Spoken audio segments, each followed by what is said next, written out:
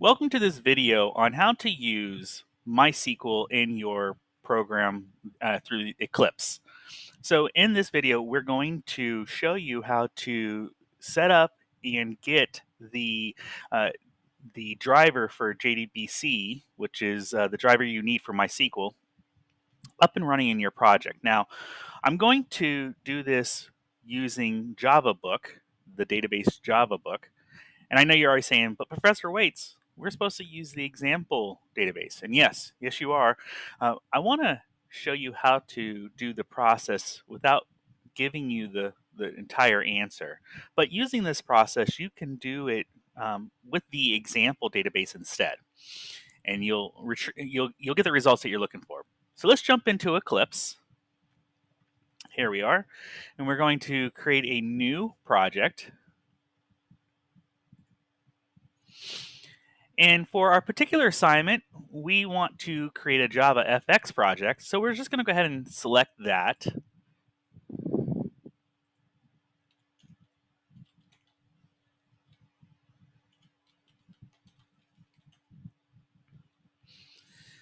And because we do know that we're supposed to be using Java 8, so we have Java 1.8 selected. Again, if you use a later version, understood, but there is an expectation that whatever you type can and will be used in Java SC8. And the reason why I say that is like if you use the variable var type, it won't work in Java 8. And so that does cause problems. And I will have to make note of that in your assignment. But if we stick to the Java 8 here, like we have 1.8, we can go ahead and hit, excuse me, finish. And here we have our nice clean project, application and main. And I know there's some things that you have to do with your project to change it, the file names and so forth. We're not going to worry about that. You already know what you're doing in that regards. We're just going to go ahead and use what we have here. So let's open this file, and we have our very nicely put together Java FX file. Again, we know that the static void main is going to call the launch function, which behind the scenes does a whole lot of things to set up for Windows and all the different things we need for Windows. But eventually, that method will then call our start method, which is where we can then set up our windows and how they should look. But for now, we're just going to go ahead and get started with using our database. So first and foremost, I'm going to do some things incorrectly at first just to show you what it looks like when it's incorrect so you know when you're doing it correctly as well. So right away, we're going to go ahead and jump in and say connection, and we're going to call it my connection equals driver manager. And we're getting a whole lot of errors already.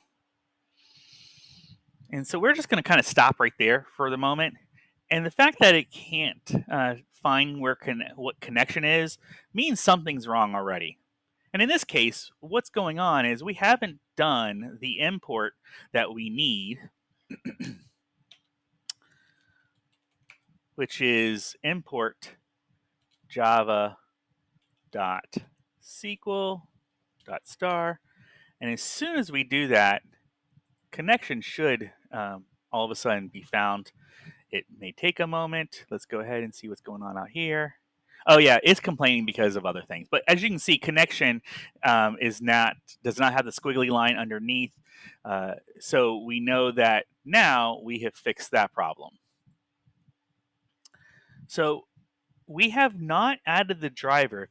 If you look over here, nothing has been added to my driver as in regards to the JDBC driver.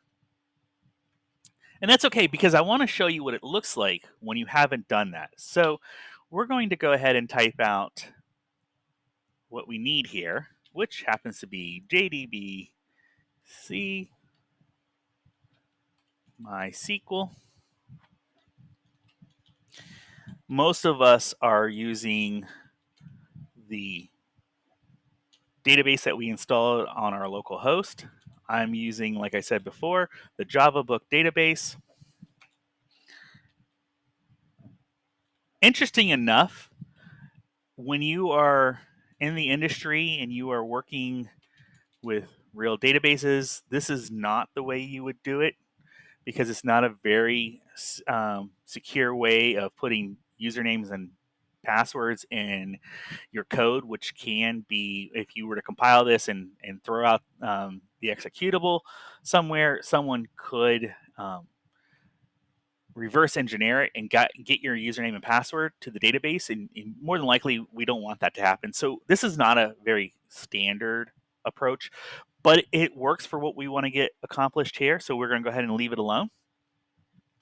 And because we are good developers, we're just going to go ahead and just close that connection. We always, whenever we open something, we like to close it right away so that way we don't forget. And in here is where I do most of my DB work. But before I do that, I'm going to go ahead and save this and then go ahead and try to run it. And right away I get this nice exception, no suitable driver found. Well, that's because we haven't loaded it. So let's go ahead and do that. There is an instruction sheet inside of your content on Module 7. I want to run through it real here because it can be a little confusing. So the first thing we want to do is we want to go and say we want a new, and you don't want to select folder. Do not select folder. You actually want a source folder. So make sure you do source folder, and we're going to call it lib, L-I-B. Say finish. And there's our beautiful new lib source folder. And then we've already downloaded um, the driver, and you can find that also under Module 7 for a download. So here it is in my downloads folder. I'm going to right click on it and go ahead and tell it to copy. Go back to our Eclipse, right click on the lib folder and say paste, which it will now put that particular jar right inside of my lib folder. And just because we want to make sure everything is working well, we like to go up and say file and refresh. You shouldn't see anything really happen. But then, not on lib, but on the actual jar file, right click on the jar file, go down to build path, and add to build path. Now you'll see that it's in the reference library. Additionally, if you right click on your project and go to properties, if you go to the Java build path, along with your Java FX and your Java 8, you're now going to see the MySQL connector jar. That's great. That's what we wanted to see. So now, if I run this,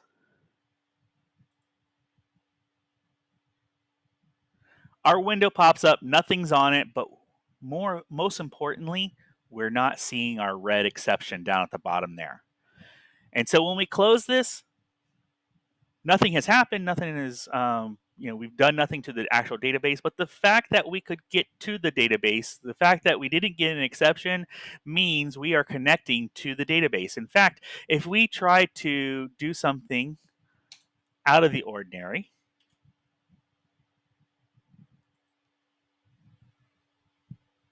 there we go. We get another exception because it's going to tell us that the password is not correct. Well, in this case, it's actually just saying access denied for user. And it's not going to tell us why, because that's a safety feature, right? Like when you type in your username password on a website, it doesn't tell you that your password specifically isn't correct. It will say something along the lines of like your username and password combination can't be found. Again, it's trying to limit how much information it gives back. It's the same thing here, but the fact that we got our red exception tells us that something is wrong. We can see by the error access denied that it has something to do with the actual things that we have here. And particularly when you see the access denied, it's usually something is incorrect with your username or password.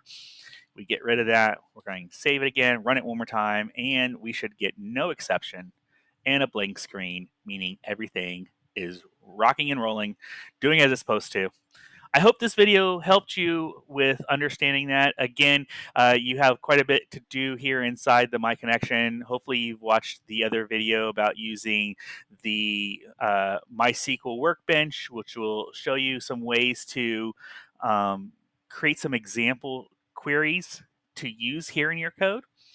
And with that, I hope you have a great day.